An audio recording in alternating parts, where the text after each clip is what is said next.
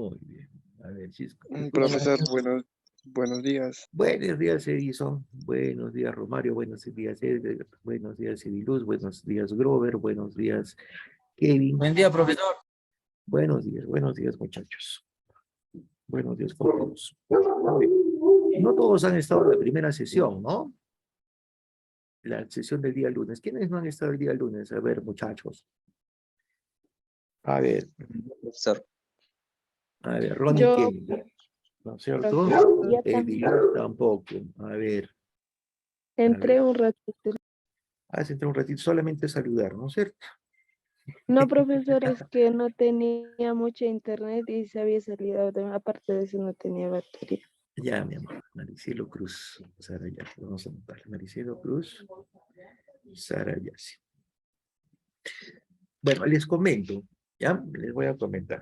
He estado viendo ahí el enlace al Classroom, ¿no es cierto? Han estado pidiendo el enlace al Classroom, ¿no es cierto? Buenos días, Maricielo. A ver, vamos a chequear. Les voy a enviar el enlace, ¿ya? Del Classroom, que normalmente se mantiene, ¿no? Vamos a ver. Vamos a ver, voy a copiar vínculo. En el Classroom envío todo lo que son los materiales, ¿de acuerdo? Vamos a enviar todo lo que son los materiales. A ver, espérense, voy a enviarlo para que otra vez lo tenga, ¿ya? WhatsApp. Ahí está. Listo. ¿Les ha llegado el enlace en Classroom? Sí. Ya está. Entonces, Sí, profe. muy bien. Otra vez, Yosimar. ¿Dónde está Yosimar? Yosimar. Taipe Cruz. Ya está. Entonces, inicialmente, Vilma Peña, también Vilma Peña recién se está uniendo, Vilma Peña o no. A ver, Vilma Peña.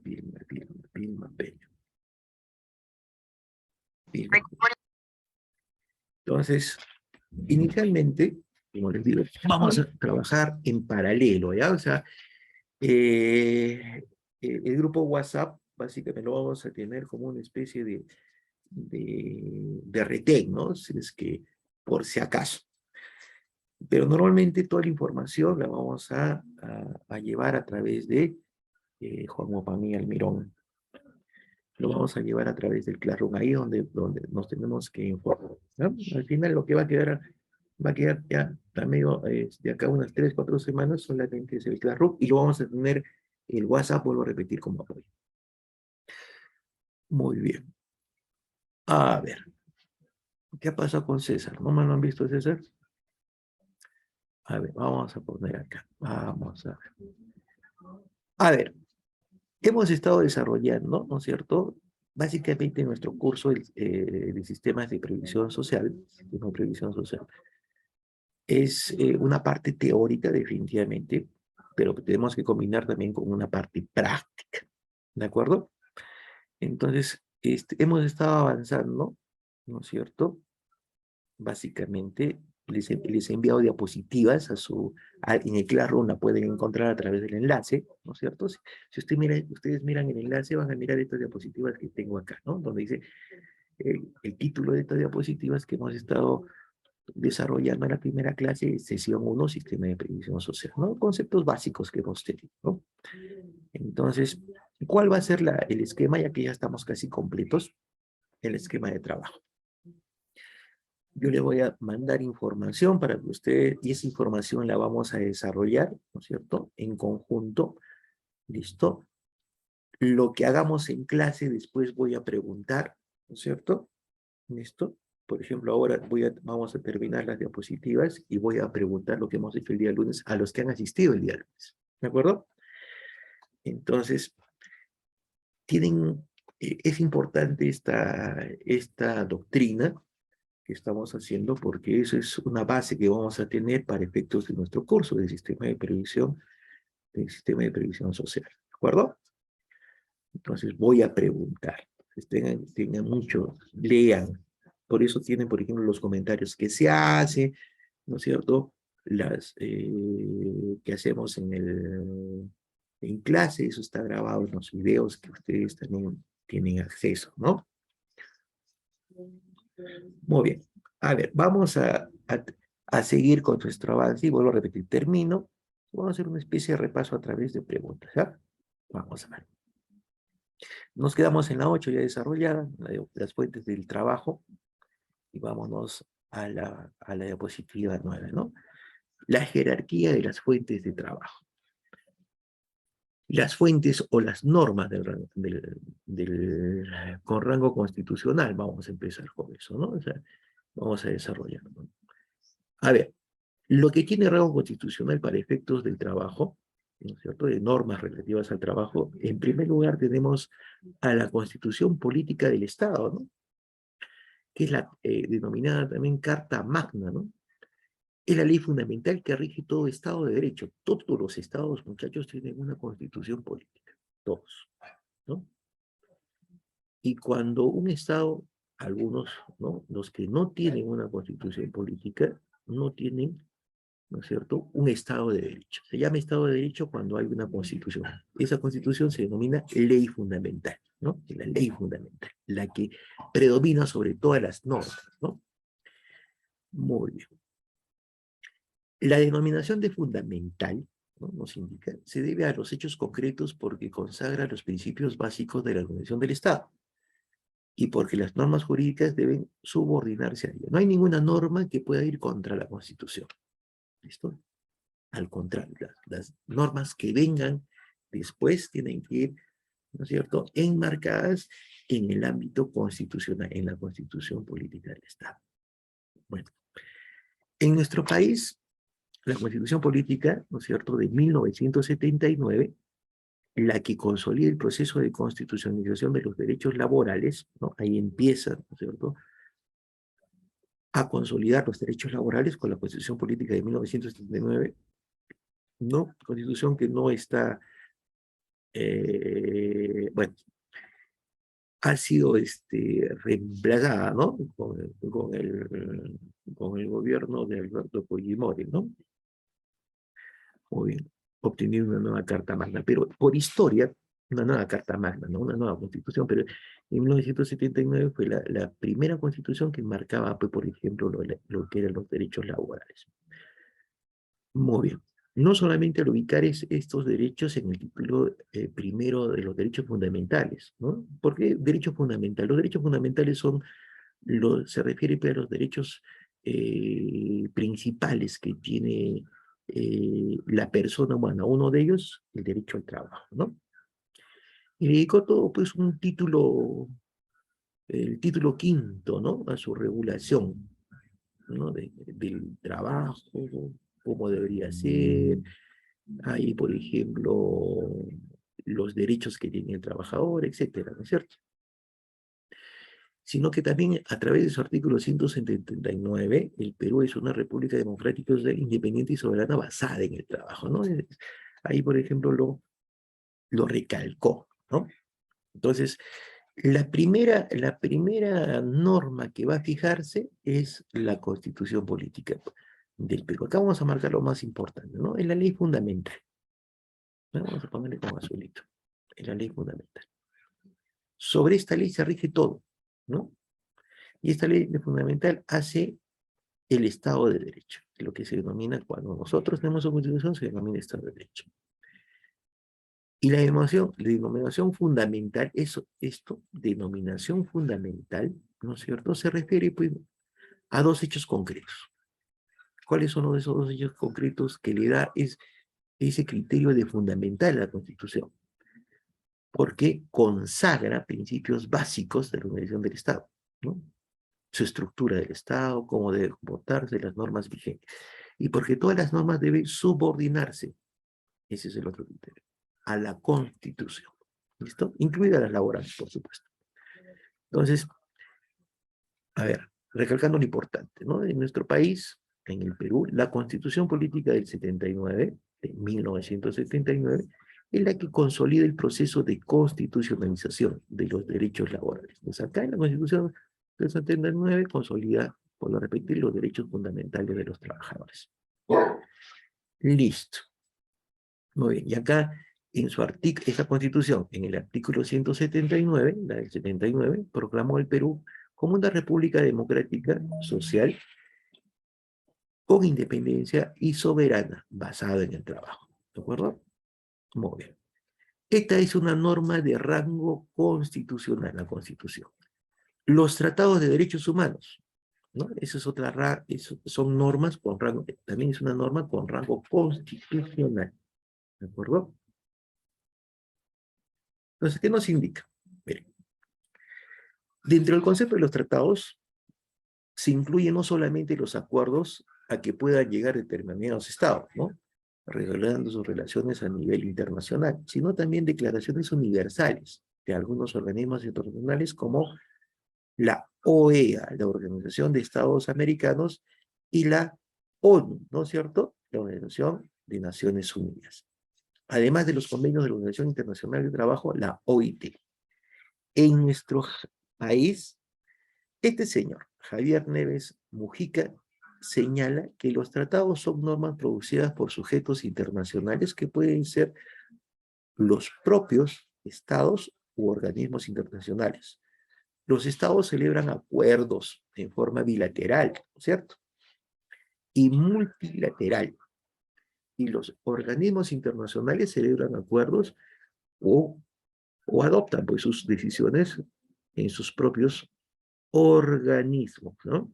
¿De acuerdo? Entonces, estos tratados de derechos humanos que se tratan, pues, definitivamente a nivel internacional, por ejemplo, en organizaciones como, por ejemplo, la OEA, ¿no es cierto?, que es un organismo de Estados Americanos, o la ONU, donde va a ir el presidente, ¿no es cierto?, a la próxima semana, organismo de Naciones Unidas, y la OIT, que es el Organismo Internacional de Trabajo, ¿no es cierto?, son de rango constitucional. Los acuerdos en que se lleguen esas reuniones son de rango constitucional, o sea, para todos los países, ¿no?, que tienen Estado de Derecho, es decir, que tienen una constitución política como Estado. ¿De acuerdo? Muy bien. Esos son los tratados de derechos, los tratados internacionales, ¿no? Entonces acá vamos a colocar lo más importante, ¿no? El concepto de tratados incluye no solamente acuerdos con estados, ¿no? Sino también con entidades como estas tres, ¿no? ¿De acuerdo? Eso es importante. Vamos a volver con esto. Ahora, ¿por qué se dice que son tratados bilaterales? Bilaterales cuando vienen dos partes, ¿no es cierto? Dos países. Multilaterales es un conjunto de países, ¿de acuerdo? Acuerdos, por ejemplo. Acuerdan algunos puntos que se tienen que acatar en los países integrantes, ¿no? Eso se llama bilateral y multilateral, ¿no? ¿De acuerdo? Bilaterales entre dos, multilaterales varios, ¿no? ¿Listo? Acuerdos de esos derechos humanos, ¿no? No solamente en todos los aspectos, hasta el aspecto laboral, en el aspecto de la, bueno, muy bien. A ver, vamos a lado. Eso, las normas, super normas, ¿no?, que tenemos que aplicar. Ahora, después tenemos las jerarquías de las fuentes de normas con rango de ley, sigue, ¿no es cierto? Tenemos, por ejemplo, acá la Constitución, los tratados de derechos humanos, a nivel internacional, que se lleguen con organismos o con otros países en forma bilateral o multilateral. Acá tenemos la jerarquía, digamos, ¿no es cierto? También tenemos la ley, las leyes son con rangos de ley, ¿no es cierto? Y las leyes generalmente, cuando se alude a la ley, se hace referencia a toda norma jurídica significa de derecho, sin establecer diferencia alguno entre esta y aquello. La ley es una norma jurídica, pero no toda norma jurídica es ley, ¿eh? No siendo su estructuralidad el rasgo fundamental de diferenciación. Si entendemos que toda norma jurídica para su vigencia, cumplimiento y sanción debe ser escrita, en cuanto a su ubicación, la ley es superior a cualquier otra norma, excepto la Constitución, ¿no?, que es la ley madre. Siendo por ello que ocupa el nivel primario y prevalece ante cualquier otra forma normativa. Para Montoya Melgar, las normas jurídicas, esto es, las reglas generales dirigidas a una colectividad impersonal y dotadas de coactividad, son resultado de una actividad regulada, por lo que se encuentran legitimados determinados poderes sociales a los que precisamente por ser origen o fuentes de normas llamados poderes normativos. Entonces, resumiendo, acá lo más importante. La ley, ¿no es cierto?, es una norma jurídica, ¿de acuerdo? Es una norma jurídica. Y es una norma con rango de ley, ¿no? Es una norma jurídica, ¿no? ¿Listo? A ver, cuyo rasgo fundamental, ¿no? El rasgo fundamental, a ver, vamos a ver a que se vaya esto. Que me vuelvo a la... Ahí está. A ver, el rasgo fundamental de diferenciación, o sea, un rango sobre las otras normas, porque este es básicamente las leyes se sobreponen, por ejemplo, a los decretos legislativos, ¿no? O sea, son normas de mayor peso, ¿no? Son normas de mayor peso. Es una norma jurídica cuya se diferencian de las demás porque tienen mayor peso que otras normas, ¿no es cierto? En realidad ese es, en resumen, la ley. El decreto legislativo se trata de un tipo de norma con categoría también de ley, ¿no? Y que ocupa también el primer nivel primario, ¿de acuerdo? Eso es fundamental. Vamos a ponerlo acá. A ver. A ver, espérense un ratito. Ahí está. A ver. Conforma también el nivel primario. Vamos a ver acá. Listo. Son emitidos por gobiernos de facto o gobiernos inconstitucionales, formalmente hablando, ¿no? No obstante, se incorporan de hecho a la producción normativa y por lo tanto al ordenamiento jurídico. Si bien existe aceptación de los decretos legislativos o decretos leyes, por lo que se inserta en el orden jurídico establecido, no es menos cierto que tal inserción así será igualmente discutida. A ver, para estos autores, Marcial Rubio, Correa y Enrique Bernales, Ballesteros, anotan que la doctrina ha desarrollado tres teorías para la validez de las normas jurídicas, con rango de ley, que los gobiernos de facto aprueban, luego que son sustituidos. Se entiende que la vigencia de los decretos legislativos confrontan problemas, alguno en tanto esté en el poder de gobierno de facto. Entonces, también los decretos legislativos, ¿no es cierto?, tienen rango pues de ley, ¿no? ¿De acuerdo? Tienen rango de ley. Muy bien, vamos a la siguiente. El decreto legislativo.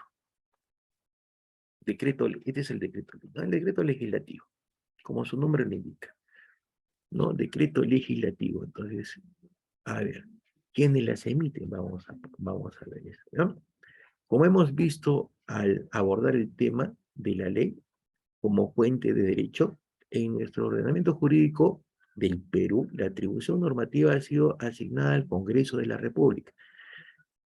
¿Listo? Sin embargo, el Poder Ejecutivo puede emitir normas jurídicas cuya denominación no es ley, sino decreto legislativo, en mérito a la delegación de dichas funciones por el Poder Legislativo, ¿no?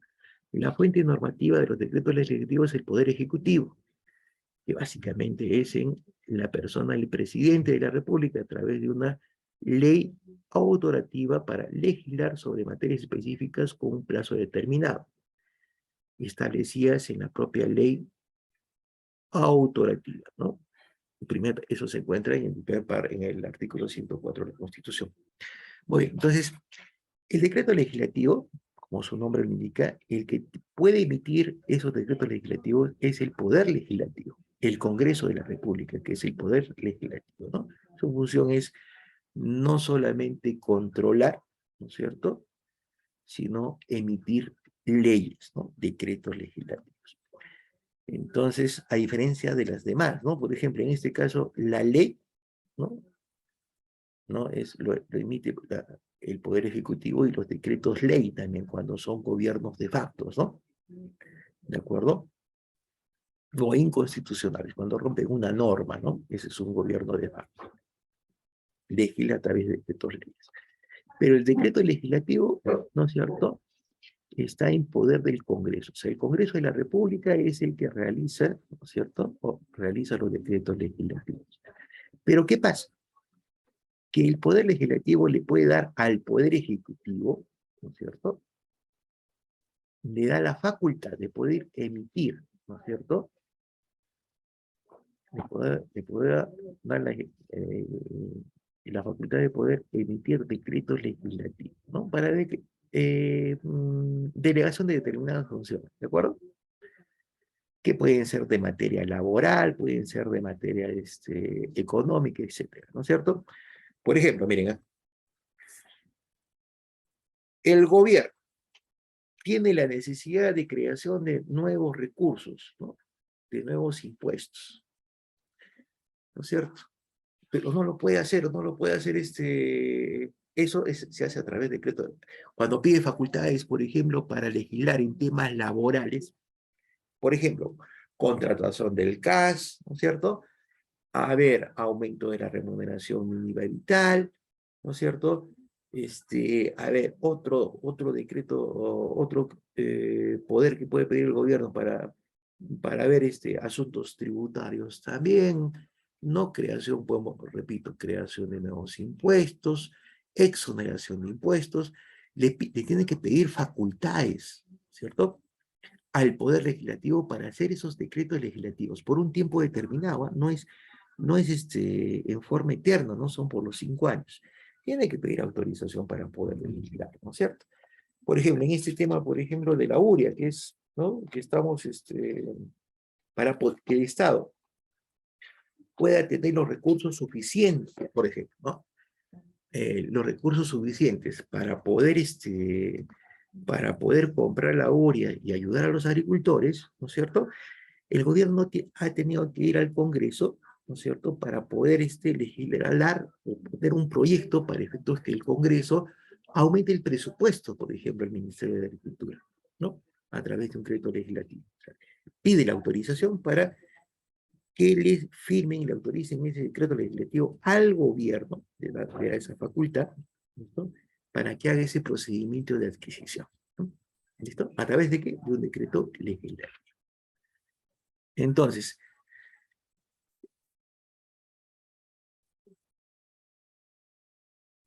y eso se hace, por ejemplo, para legislar sobre una materia en específico, ¿no? ¿De acuerdo? No es una materia en general. Por ejemplo, ya estoy diciendo sobre determinados puntos, ¿no? Ese es el decreto legislativo. Entonces, el decreto legislativo, vuelvo a repetir, ¿eh? Las fuentes de norma con rango de ley tenemos la ley. ¿Listo? Una ley. Un decreto de ley. La ley es básicamente del gobierno, ¿no? El gobierno puede dar una norma con rango de ley, una ley. Pero cuando es un gobierno de facto, normalmente dan los decretos ley. ¿Qué significa un gobierno de facto? Cuando no hay Estado de Derecho, pues, ¿no es cierto? Cuando es un gobierno autoritario, se denomina, ellos emiten decretos de ley. Los decretos legislativos, como su norma le indica, es facultad del Congreso de la República, del Poder Legislativo, pero también le puede delegar al Poder Ejecutivo, ¿no? Para que legisle en determinados puntos, pero no en forma indeterminada, no en un tiempo indeterminado, es por un lapso de tiempo, ¿no? Ya les he puesto ejemplos. Otro ejemplo es, por ejemplo, ¿no es cierto? Cuando el gobierno quitó el impuesto selectivo al consumo, ¿no? Eso lo dijo a través de un decreto legislativo, ¿no? Pero le estaba facultando, ¿no? Le facultaba el poder legislativo, ¿eh? Al poder ejecutivo. El poder ejecutivo es el gobierno, ¿no? Es el presidente y sus ministros. Ese es el poder ejecutivo. Ahora tenemos los decretos de urgencia, ¿no? También tienen rango de ley, ¿no? Los decretos de urgencia. A ver, los decretos de urgencia son emitidos por el Poder Ejecutivo, de hecho. Y se ubican jerárquicamente también a nivel primario. Son los primeros, ¿no es cierto? Los que son considerados como prioritarios. Es decir, en la misma ubicación que les corresponde a una ley ordinaria. Un problema bastante agudo a resolver en el tipo de materia que pueden abarcarse a través de los decretos de urgencia, pues hasta el momento no ha quedado claro si el contenido del artículo 118, ¿no es cierto?, reconoce la facultad del Ejecutivo para legislar sobre la materia laboral. ¿De acuerdo? En los ordenamientos constitucionales modernos han adquirido gran significación el reconocer atribuciones al presidente de la República para dictar medidas extraordinarias, ¿no? Medidas extraordinarias mediante decretos de urgencia, con fuerza de ley en materia económica y financiera, cuando así lo requiera el interés nacional y encargo a dar cuenta al Congreso. A estas medidas se les conoce con el nombre de decreto de urgencia. Según nuestro ordenamiento constitucional, también se les denomina ordenanzas de necesidad, ¿no? O decretos presidenciales. En este caso, a los decretos de urgencia, en España se les conoce como ordenanzas de necesidad. En Italia se les conoce como decretos presidenciales, ¿no? Por mandato constitucional. Los decretos de urgencia tienen el mismo rango o jerarquía que una ley, debido a su contenido material, pues abarca usualmente ámbitos reservados a las leyes, ¿no? Muy bien. Entonces, un decreto de urgencia es emitido por el Poder Ejecutivo. ¿Listo? Es de urgencia. Pero ese decreto de urgencia, por ejemplo, puede ser dado por algunas circunstancias que pasa pues el país y haya la necesidad de aplicar el decreto de urgencia. Por ejemplo, ¿no es cierto? La inmovilización de las personas en la pandemia. Ese es un decreto de urgencia, muchachos, ¿no? Se origina eso, por ejemplo. A ver, cuando se declara zona de emergencia, también es un decreto de urgencia. ¿Listo? Eso lo da el Estado. ¿Listo? Pero el Estado, por ejemplo, esos decretos tienen que explicar el por qué. Ese decreto de urgencia lo tiene que explicar el por qué. ¿Ante quién? Ante el Congreso. ¿Listo? Ante el Poder Legislativo. Del por qué se dio ese estado de emergencia. Inmovilización, ¿no es cierto? Hemos dicho, ¿de acuerdo? De estado de emergencia. O, por ejemplo, cuando se da, a ver, algunas zonas, no solo, por estado de emergencia, no solamente es, por ejemplo, catástrofes, terremotos, incendios, lo que fuera, sino, por ejemplo, actividades como delincuenciales, ¿no? Por ejemplo, ¿no? O por necesidad, por ejemplo, vuelvo a repetir, un decreto de urgencia también se puede decir por necesidades presupuestarias, ¿no? Realizar presupuestos, etcétera, también puede ser un decreto de urgencia y son emitidos por el Poder Ejecutivo. ¿Eh? Esos decretos legislativos de urgencia, perdón, son emitidos por el Poder Ejecutivo. ¿Listo? Pero eso tienen que dar cuenta, ojo, vuelvo a repetir, tienen que dar cuenta ¿a quién? Al Congreso. Tienen que dar cuenta al Congreso. ¿Listo? Muy bien. A ver, denominaciones en este caso. Esos decretos de urgencia, nosotros los conocemos como decretos de urgencia, ¿no es cierto? Que los del Ejecutivo. A ver, en España se denominan órdenes de necesidad. Son sinónimos, ¿no? Los conocen como órdenes de necesidad. Y en Italia se les conoce como decretos presidenciales. ¿De acuerdo? Muy bien. Vamos a la siguiente. ¿eh? Vamos a la 2. Jerarquía de las fuentes de normas sin rango de ley. ¿Cuáles son las normas sin rango de ley? Aquellas que no son de primer orden, ¿no es cierto? Por ejemplo, el decreto supremo. El decreto supremo es dado motivado por el Poder Ejecutivo y por un ente, ¿no? Por ejemplo, un decreto supremo lo puede dar el Ministerio de Agricultura, el Ministerio de Defensa, los ministerios son los entes, ¿no es cierto? De salud, etcétera, ¿no? La norma característica del derecho administrativo, del mismo modo como lo es el convenio colectivo de trabajo, del derecho laboral. La doctrina lo define como toda norma escrita dictada por la administración y tiene por función el reglamentar las leyes, ¿no? Muy bien. Entonces, ¿qué pasa? Los decretos supremos los da el Poder Ejecutivo cuando da una norma, ¿no es cierto? Esa norma que da, ¿no es cierto?, está acompañado por un decreto supremo donde su función principal es reglamentar una norma, ¿no? Una ley, ¿no? Las leyes se reglamentan a través de los decretos supremos. Y eso, por ejemplo, en aplicación a cualquier institución del país, que puede ser, por ejemplo, los ministerios, ¿no? Agricultura, defensa, cualquier ministerio, salud, etcétera, ¿no? Después, otra norma sin rango de ley son las normas administrativas, que son resoluciones ministeriales y directorales, netamente de los ministerios, ¿no? Son normas administrativas. Los ministerios, bajo el aspecto legal, solamente emiten resoluciones ministeriales y directorales, ¿de acuerdo? Por ejemplo, miren, vamos a ver, un ejemplo de norma directoral y un ejemplo de norma ministerial, ¿ya?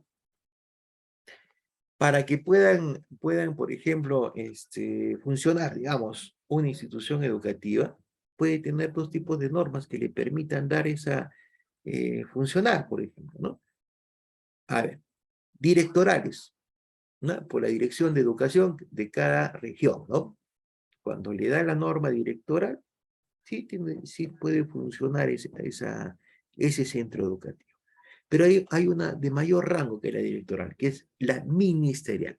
O la puede dar el ministerio o la puede dar la dirección regional, ¿no? Son normas administrativas relativas a los ministerios. Ahora, otra norma sin rango de ley tenemos la doctrina, ¿no? ¿Qué cosa es la doctrina? Como investigación de los especialistas en sus ramas. O sea, es básicamente, por ejemplo, ¿no? En el aspecto laboral que estamos tocando, los casos que se han dado en el pasado, ¿no? Lo que ha sucedido. Por ejemplo, ¿no es cierto? Un trabajador, por ejemplo, por decirles un ejemplo, ¿no es cierto? A ver, estaba trabajando, digamos, 4 horas diarias, ¿no es cierto? 4 horas diarias, y no lo consideraban en planilla. Entonces, ¿qué pasa? Que fue al juez, ¿no es cierto?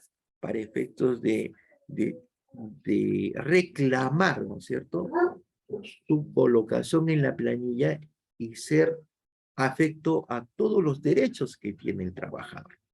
Entonces, eso, y el juez le da la razón, ¿no? Por un principio que se llama supremacía de la realidad. Si el trabajador está trabajando bajo los parámetros de la empresa, entonces tiene que ser un trabajo. La supremacía de la realidad significa, ¿no?, lo que está ocurriendo en la realidad. Eso está ocurriendo. Entonces le dice a la empresa, tienes que colocarlo en planilla, ¿no es cierto? Eso se llama doctrina, ¿de acuerdo? Doctrina. Muy bien. Y está basado también en normas, ¿no? Está basado en normas, por ejemplo, está basado en las normas no solamente del país, sino de países extranjeros, ¿no? La doctrina, o sea, cómo tratan ellos, qué acuerdos, qué convenios, las normas internacionales, de derecho internacional también, esa es parte de la doctrina, ¿no? La jurisprudencia, según Guillermo Cabanellas, viene a ser un conjunto de sentencias, ¿no? Los que sentencian los jueces viene a ser una jurisprudencia, ¿no? Que determina un criterio acerca de un problema jurídico, omitido o oscuro en algunos textos, ¿no? Debe entenderse también como la interpretación reiterada de un tribunal supremo de una nación. Establece los asuntos que conoce, llegando a constituir la práctica judicialmente constante. Entonces, acá vamos a diferenciar. ¿Qué cosa es la doctrina? La doctrina son las fuentes de información nacional e internacional, ¿de acuerdo? Sobre algunos puntos del derecho. El derecho laboral, de todo, ¿no es cierto? El derecho en su conjunto, pues, laboral, constitucional, etcétera.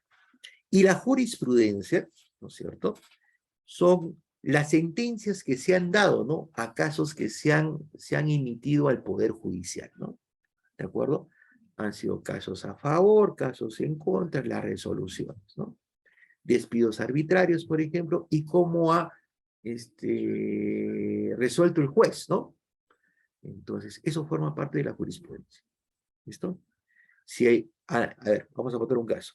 Si por efecto de un despido arbitrario, por cierto parámetro, ¿no es cierto?, han despedido a una persona, y a mí me están despidiendo, ¿no? Han despedido a una persona, y el juez, en ese caso del despido de esa persona, ha determinado que lo reponga, entonces, yo tengo el mismo causal, no he pasado por el mismo caso. Entonces, el juez también me tiene que dictaminar mi reposición. Eso se denomina jurisprudencia. ¿De acuerdo? Eso es jurisprudencia. Muy bien, a ver, vamos a pasar a la siguiente. La autonomía del derecho de trabajo. Dice, es el trabajo que realiza una persona, pero no cualquier trabajo, ya que solo le interesa el trabajo humano productivo en cuenta ajena y libre, por cuenta ajena y libre.